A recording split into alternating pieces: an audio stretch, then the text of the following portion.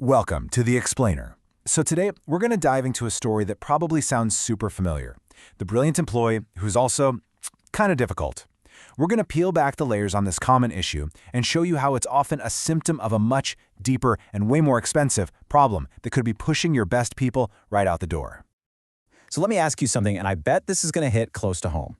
Do you have a Juan on your team? You know the type, a total rock star, a top performer, a genuine talent, but also a bit of a challenge to manage. All right, so let's meet our main characters. On one side, you've got Juan, this exceptional talent, and on the other, his manager, Carlos. But here's the thing, their story isn't special. This exact same drama is playing out in offices all over the world, probably right now.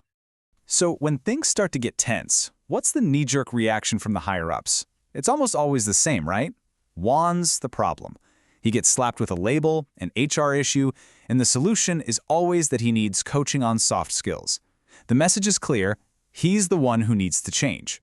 Now this is where it gets really interesting because this slide lays out two completely different realities. From Carlos, the manager's point of view, he feels like he's under attack. He sees Juan's constant questions as a direct threat to his authority. But from Juan's perspective, it's not personal. He's not attacking Carlos, he's attacking what he sees as a broken system. He's just incredibly frustrated by the inaction and feels like his great ideas are just vanishing into thin air.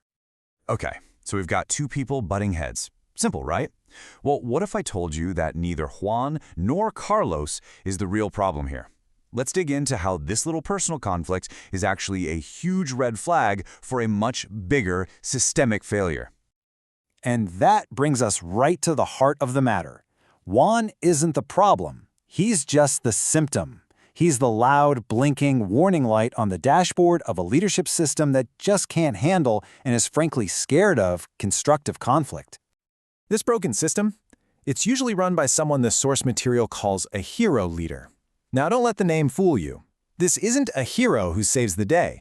This is a manager who is so terrified of conflict that any challenge, any pushback feels like a personal attack. And instead of actually talking it out, they do things like isolate the person or just give them the silent treatment. And what the hero leader does, well, it directly attacks something called emotional salary. Now, this isn't about money.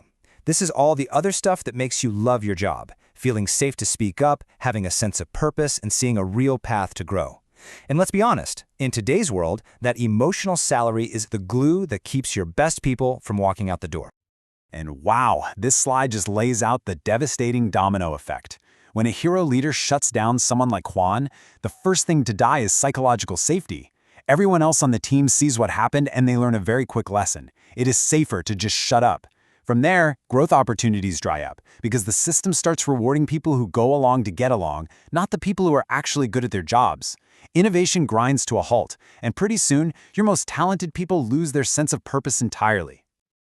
Now, you might be thinking this is all about hurt feelings or just, bad vibes in the office. But no, it's so much more than that. Let's talk about the real, tangible cost of letting this kind of systemic failure just fester. We are talking about a major hit to the bottom line. You can actually measure this damage using a framework called Negative Return on Investment, or NRI. It's a really powerful way to calculate the cost of doing nothing, to put a real dollar amount on what a company loses by letting this problem continue. And this R&I thing, it's like a poison that seeps into every part of the company. In HR, you're looking at the massive, direct cost of replacing your best people. In operations, critical knowledge just walks out the door, leaving you with huge risks and zero innovation. And maybe the worst part is what it does to leadership. Managers like Carlos never actually learn how to lead. Their own growth stalls, and pretty soon, being mediocre becomes the unofficial path to promotion. And we're not talking about pocket change here. Think about this. Replacing a key player like Juan can cost as much as 9 months of their salary. 9 months! As when you factor in everything, recruiting, training, lost productivity, it's a massive, totally self-inflicted wound. Okay, so that's the bad news. It sounds pretty grim, right? But it doesn't have to be this way. Now that we know just how expensive failure is, it's obvious we need a better approach. And there is a path forward, but it takes a pretty fundamental shift in how we think about leadership. The solution is to make this big shift from being a reactive hero leader to a proactive architect leader. You see, the hero leader just reacts to people and punishes anyone who disagrees. But the architect leader, they design processes to take all that passion and energy and channel it. They actually use conflict as a tool to make things better.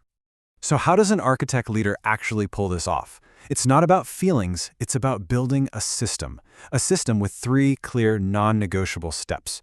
First, they force the truth. They mandate a structured conversation that's about Juan's behavior, not his skills.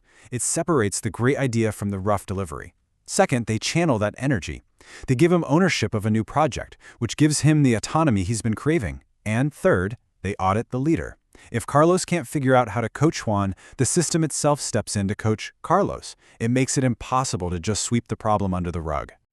And you know, this isn't just a playbook for the bosses. The source material has a really powerful message for everyone involved, for the frustrated talent, and for the manager who hates conflict. So, if you're a Wanna, listen up. The message here is you've got to reframe how you're seen.